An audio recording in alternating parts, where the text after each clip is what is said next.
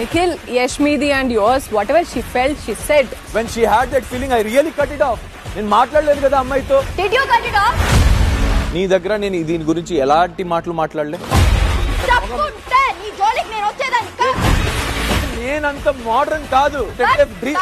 ఎవరు నేనే. Okay, God bless you. Wish you the same.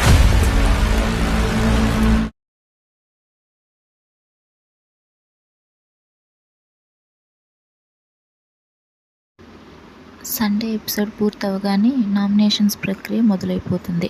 ఇక అందరూ బయటికి రాగానే లోపలికి సోనియా వస్తుంది.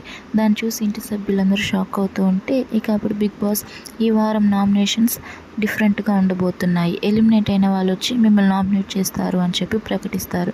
దాంతో ఇంటి సభ్యులంతా ఆశ్చర్యపడి చూస్తూ ఉంటే సోనియా ఏమో ఫస్ట్ ప్రేరణ నామినేట్ చేస్తుంది.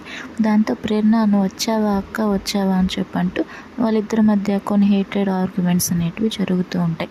ఇక ప్రేరణ తర్వాత సోనియా ఏమో నిఖిల్ని నామినేట్ చేస్తుంది. దాంతో అందరూ షాక్ అయి చూస్తూ ఉంటే ఇక అప్పుడు సోనియా ఆ లవ్ ట్రాక్ అనే విషయాన్ని ఎత్తుతుంది.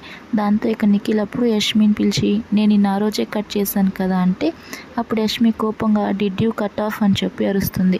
ఇక అప్పుడు నిఖిల్ ఆ విషయం తెలిసాక నేను నీతో దాని తర్వాత మాట్లాడానా అని చెప్పి అంటూ ఉంటే ఇక యష్మి నువ్వు ఏది కట్ చేయలేదు, దాన్ని నడుపుతూ రావడం వల్ల ఈరోజు నేను బ్యాడ్ అయ్యాను అని చెప్పి గొడవ పడుతూ ఉంటుంది. ఇక ఈ ఆర్గ్యుమెంట్స్ అన్నీ జరిగాక సోనియా ఏమో బాటిల్ని నిఖిల్ తలపైన